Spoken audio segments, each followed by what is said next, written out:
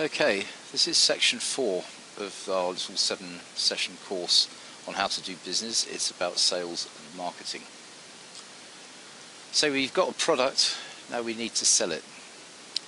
One of the things you have to be really clear about is who is your demographic, who are you trying to sell to? Because a lot depends on who they are, what they value, and how they relate to you will determine the language in which you use to talk to them. And where you talk to them, what channels do they use is what the marketing people say, and how are you going to talk to them. Fundamentally, sales is a sort of process, almost a flirtation. You have to basically put your offer out and engage in a dialogue which will encourage people to get into a process which hopefully will end in a sale. And you can do that directly, or you can actually sort of create advocates or other people who believe in what you do, who've had a good experience with buying from you, and will then go out and recommend you. And you have to, in a sense, build a strong process which gives people a consistent experience. Otherwise you can't get that advocacy method to work.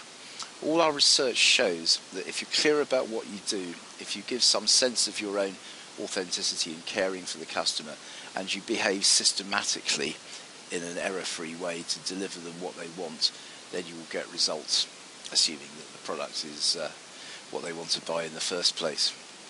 So you need to really be thinking about what sales and marketing model you need. How are you going to get the numbers that you need? Because it's very much a question of building a system.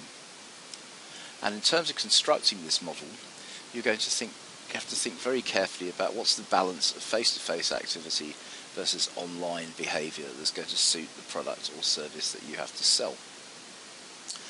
We've spent quite a lot of time researching this over the years, and I think we've got some ideas which may help you. Now, marketing, at least in small companies, is all about generating opportunities. You effectively need to come up with a strong story that connects you emotionally with your customers, as we've just been saying. And you have to generate that into a structure which enables you to get the results that you want. Now, we know from our research that you have very limited time as a small business person for sales and marketing. We know that on average people spend between 12 and 15 hours as a small business owner in developing new business for their company. That's everything. That's face-to-face sales, that's online activity, that's writing, copy, the whole lot. Now, if you can use the internet to prospect for you, you can generate warm leads. You can get people to come to you who've already heard of you. And a lot of what we talk about in our various programs, like sort of social media for real businesses and Punch About Your Weight, is how to actually build a presence out in the internet which gives you people who are interested in what you have to say. And if you do this cleverly, you can get a fairly substantial boost, up to 40%, some of our interviewees report, in the number of warm leads that you generate. Because frankly, marketing in a small business is about generating people who are interested in what you have to buy, to sell. But it's a process. Where lots of small companies go wrong is they don't think of it as a system. They do it in a very ad hoc way. They go out and meet people. They don't understand that there's actually quite a long lag phase before meetings turn into business, and in fact the number of contacts that you have to have. Conventional wisdom says that you have to have a substantial number of contacts, maybe 6 or 7, before some people actually buy anything. So you can treat it as a pyramid. At the top you've got however many sales you need to make in a month. You should know how many you make. In our Plants of Presence business it's sort of several hundred. When we used to sell computer-aided design systems, it was probably about 4 good sales a month would be enough. But fundamentally, in order to get those 4 sales, you would need to have probably 3 times that number of people who were ready to buy. And to generate that 3, you'd probably have to have 5 times as many people who'd actually expressed an interest in what you wanted to create, generated from all of that marketing activity that you do, exhibitions, telesales, mail shots, PR. So fundamentally you're going from 1 to 3 to 15 to maybe 100 pieces of activity. So for every every sale that you wanted, you might have to generate several hundred pieces of activity. So it's very important that you actually understand what ratios work in your business. Every business is different. The figures I'm quoting to you are ones that I know from experience from monitoring a sales team of 5 or 6 people over years. But you need to get that information, because only if you have that information can you model what you do. And then if you do get to the stage of employing somebody else to sell for you, you can hold them to account. See, it's all about generating leads. We very much in some of our products, like one-man brands, break it into 4 stages. What's your story? How do you tell it face to face? How do you tell it in writing? How do you tell it online? And it depends on how many leads you need and how good you are at actually closing them, turning the inquiries you get into business.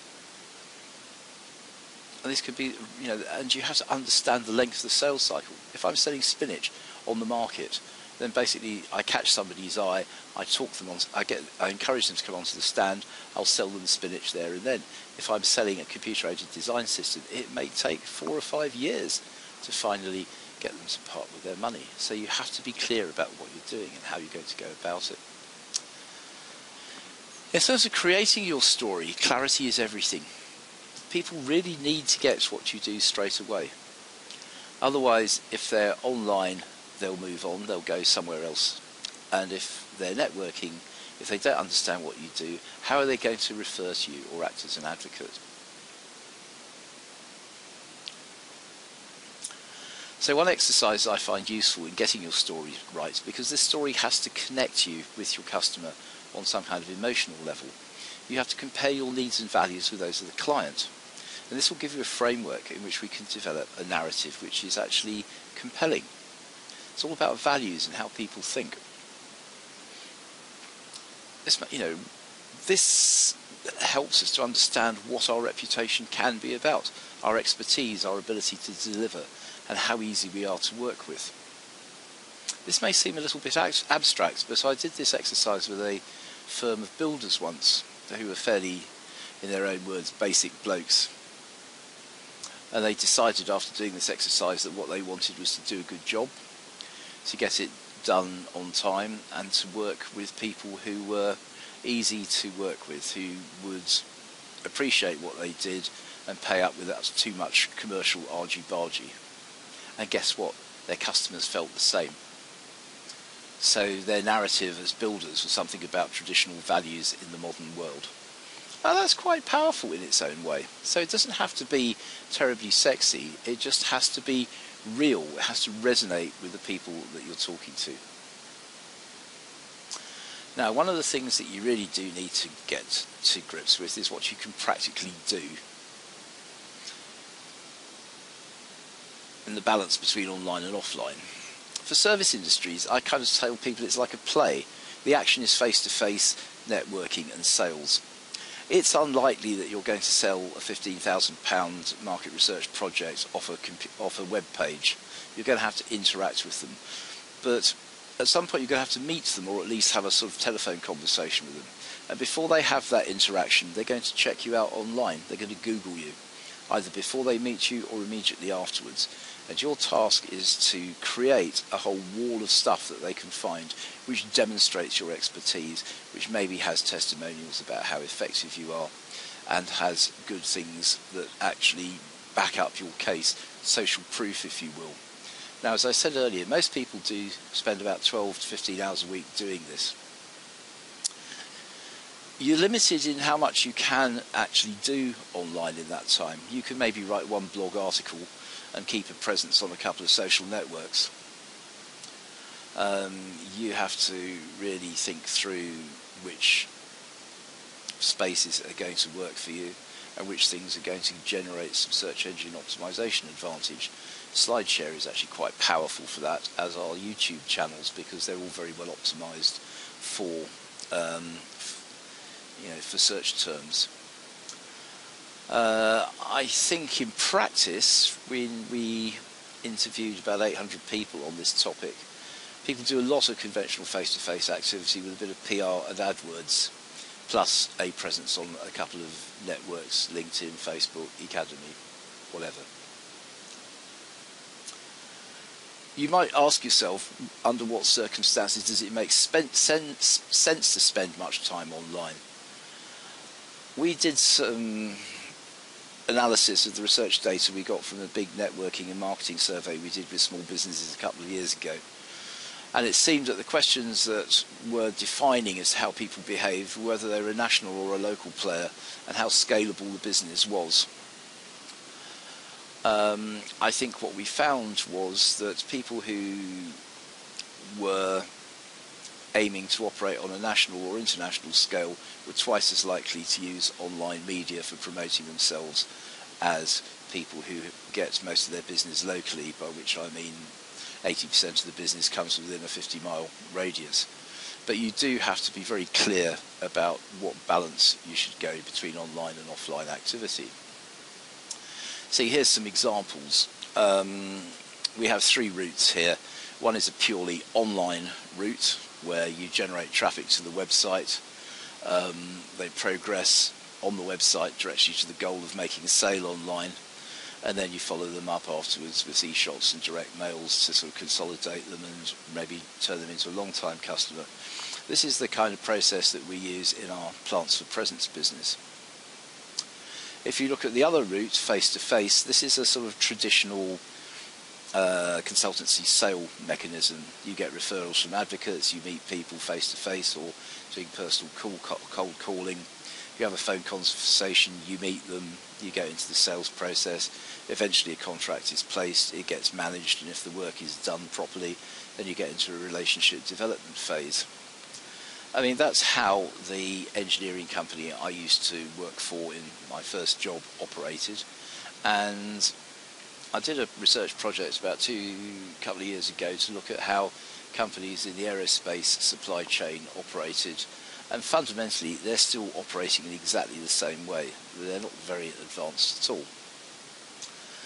And then we have this other, what I call the hybrid route, Route B, which effectively combines online activity.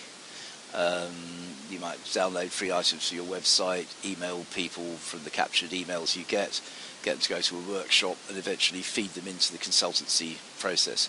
This is what I was saying about optimizing the lead generation aspect, getting some warm leads, and that will perhaps boost your activity by maybe 40% in terms of the number of leads that you receive.